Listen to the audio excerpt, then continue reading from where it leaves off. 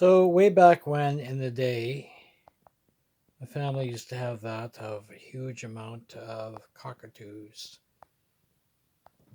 and birds such as so. And we had them for about 20 years and we just kept on having them make eggs and make babies, and they're absolutely fascinating, cool creatures.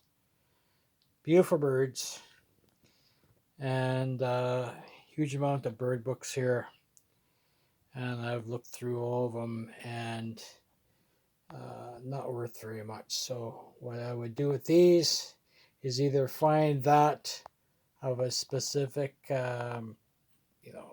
people that want to buy these things, but a lot of people don't. So with that one say, I'm going to chop away.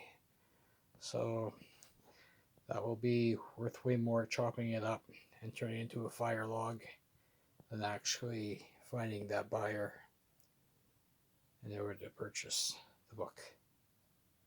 Oh, the magazines. Cool stuff.